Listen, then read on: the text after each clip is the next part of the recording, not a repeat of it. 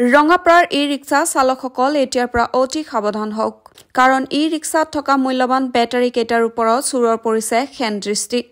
ই-ৰিক্সাখন চলাই পৰিয়াল পোহপাল দি অহা দৰিদ্ৰ ঘৰৰ চালকসকল যদি সাৱধান বা সজাগ হৈ নাথাকে তেতিয়াহলে ই-ৰিক্সাখন নিৰ্জন ঠাইলৈ চুৰি কৰি নি তাৰ পিছতে বেটাৰী কেইটা খুলি লৈ যাবলৈ সক্ষম হ'ব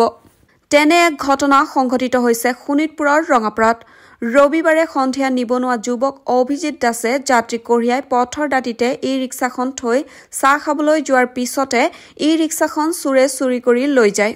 আজি পুৱা AS12 ER0716 নম্বৰৰ ই-ৰিক্সাখন নামগাঁও চাহ বাগিচাৰ 5 নং শাখাৰ নিৰ্জন ঠাইত পেলাই থোৱা অৱস্থাত উদ্ধাৰ কৰে স্বত্বাধিকাৰী অভিজিত দাসে ই-ৰিক্সাখনত থকা প্ৰায় 40,000 টকা মূল্যৰ 4টাকৈ বেটাৰী চুৰে খুলি লৈ যায় ৰঙাপাৰাত দিনক দিনে চুৰৰ উপদ্ৰৱ বৃদ্ধি পাবলৈ ধৰাত ৰাইজ চিন্তিত হৈ পৰিছে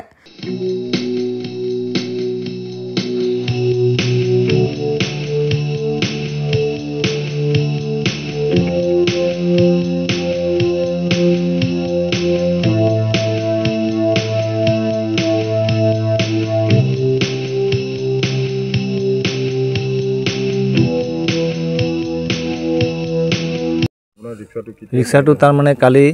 এই পেছেঞ্জাৰ এটা লৈ পেলাই এই গ্ৰীণডেল স্কুলৰ অকমান আগত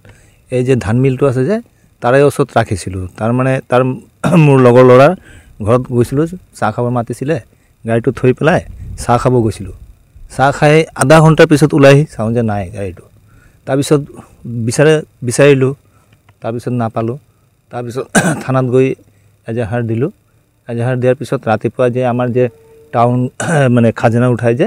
তেওঁ মোক ফোন কৰি ক'লে যে এনেকৈ নামগাঁও বাগানৰ ওচৰত এনেকৈ আপোনাৰ টমটমটো আছে আপুনি গৈ তাতে চাওক তো ৰাতিপুৱা আহি এই অৱস্থা চাই পেলাই চালোঁ যে বেটাৰী 4টা নাই টমটমটো পেলাই থৈ আছিলে এতিয়া বেটাৰী 4টা বেটাৰী নাই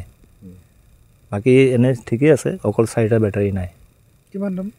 4টা বেটাৰী এপ্ৰক্স এটা 10,000 টকা news desk news wide Assam